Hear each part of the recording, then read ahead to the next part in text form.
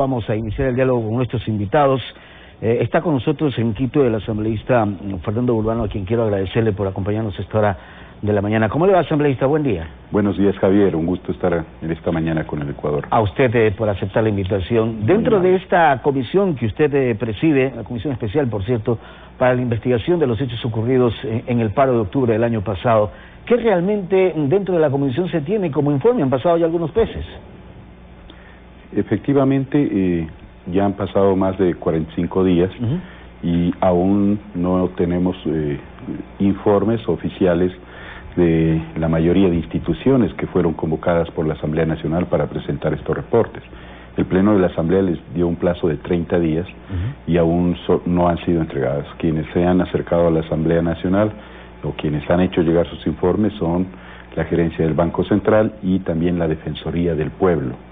Hemos aprobado el día de ayer en la comisión una resolución para insistir nuevamente y recordarles el mandato que tiene la Asamblea respecto de las autoridades de que rindan cuentas y presten atención a esta información que es importante para el análisis post-paro. Claro, en el caso del Banco Central, ¿tienen ustedes un informe sobre este tema? Sí, el Banco Central presentó un informe respecto de las pérdidas y daños del paro nacional que ascienden aproximadamente a 800 millones de dólares, de los cuales 300 millones de igual manera aproximadamente son daños del sector público y 500 millones responden a daños del sector privado. El día de ayer abocamos conocimiento del informe y en las próximas semanas pues estaremos convocando a la gerente del Banco Central para que absuelva las preguntas de los comisionados que harán respecto ya del análisis del mismo. ¿Y quiénes sí han acudido y quiénes no han acudido a esta comisión? El defensor del pueblo acudió a la comisión ocasional, explicó que la Defensoría del Pueblo ha iniciado ya algunas acciones especialmente para precautelar el seguimiento en el caso de las víctimas, tanto heridas graves como familiares de fallecidos. Al respecto notificó que la comisión de la verdad integrada por esta institución del Estado es la que va a llevar a cabo la individualización de cada uno de los casos para que se puedan judicializar, realizar un acompañamiento, buscar el esclarecimiento de la verdad y lógicamente también, si existe de ser necesario, la reparación en el caso de las víctimas, que es el procedimiento que había demandado la Asamblea Nacional. Por lo tanto, yo diría que la Defensoría del Pueblo, si ha procedido de esta manera, está en el camino que la Asamblea le había sugerido. ¿Y quiénes no han acudido? Falta por acudir la Fiscalía General del Estado, el Gobierno Nacional a través del Ministerio de Gobierno, el Ministerio de Salud Pública. ¿Y los han convocado ustedes, no? La Contraloría. Lo que hemos pedido es la información. Esperamos recibir la información para conocer la información, pues a través de una resolución de la comisión, invitarlos a comparecer en la Asamblea. Consecuentemente estamos como que retrasados para conocer un informe de esta comisión especial asambleísta.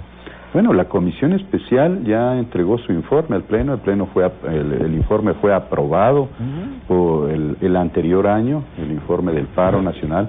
Lo que hoy estamos es esperando los informes respecto del cumplimiento de las recomendaciones del estudio que hicimos el año pasado. La comisión, cuando se instaló, en el plazo de 2 meses, tal como lo determinó el Pleno, presentamos nuestro informe. Pero en ese informe se demandó información para saber cuál es el estado de las víctimas, cuál es el estado de los familiares de los fallecidos, cuál es el impacto que tuvo el paro en el tema de la economía, cuáles son las acciones del gobierno que se están realizando, por ejemplo, en el caso de la Policía Nacional para capacitación, para formación en temas de uso excesivo de la fuerza, cuál es el cumplimiento que ha dado el gobierno en tanto de las recomendaciones de los organismos internacionales en materia de derechos humanos. Es decir, la Asamblea hizo un sinnúmero de solicitudes a diferentes organismos estatales y les pidió que en el plazo de 30 días den cuenta a la Asamblea de cuáles son estas acciones que han hecho después del paro nacional. Hay que esperar entonces recibir toda la información para tener un balance general de todo esto ocurrido en octubre. El balance fue realizado. Lo que nosotros vamos a hacer con la información que nos entreguen las entidades es hacer seguimiento a las resoluciones de la Asamblea Nacional. Lo otro, asambleísta, ¿cómo está el tema de estas reformas a la ley legislativa? Bueno, la Ley Orgánica de la Función Legislativa yo creo que va a sufrir un cambio muy importante, especialmente en lo que se refiere a las buenas prácticas, a la relación con la ciudadanía, en el mejoramiento de su capacidad fiscalizadora y también en lo que implica el seguimiento y evaluación de las leyes. Creo que si el momento que se apruebe ya esta nueva ley orgánica, la reforma a la nueva ley orgánica, pues vamos a tener una Asamblea Nacional, yo diría, más conectada con la gente, con mayor participación, mucho más eficiente, y creo que va a ser una reforma fundamental para el trabajo de la Asamblea. Pero básicamente, entre otras, de lo que conozco y he hablado con otros asambleístas urbanos, es, por ejemplo, el caso de la fiscalización. Se está hablando de que sea el Pleno quien defina si pasa o no pasa un juicio político a algún funcionario y no una comisión conformada por pocos asambleístas. Por mucho tiempo se ha criticado a la Asamblea de que la Comisión de Fiscalización haya sido una comisión de archivo, de procesos. A partir de la reforma, de esta nueva reforma, lo que vamos a tener es una Asamblea donde el Pleno decida y sea la comisión la que sustancie el proceso. ¿Eso era así antes? Era así antes. Y hoy creo que en el ánimo de retomar el trabajo como poder legislativo, como primer poder del Estado de control político, creo que la Asamblea va a ser mucho más eficiente en su tarea de control. ¿Y cuál es su lectura cuando el correísta Poma está pidiendo que se lo restituya en la Asamblea? Bueno, el asambleísta Poma está en su derecho constitucional, debería ya reincorporarse en la Asamblea. Okay. Y el examen ser bachiller, ahí también hay un tema complicado. Entiendo que la Comisión de Educación tiene una posición muy clara, y ayer fue muy clara en ese sentido de que o al examen hay que hacerle ciertos cambios o dividirlos o no sé qué. Mire, el problema que tenemos en el Ecuador no solo es el examen del ser bachiller, es el qué hacemos con centenares y miles de jóvenes en el Ecuador que no han tenido una opción académica o una acción de estudios que les permite involucrarse en el trabajo. Este desafío que se tiene como Estado es el que hay que resolver. En la materia de ingreso a las universidades tenemos mucha frustración de jóvenes que no pueden optar por carreras que quisieran seguir. Y tenemos muchos jóvenes que han ingresado en muchas carreras y han desertado porque al final se han dado cuenta de que no era lo que aspiraban.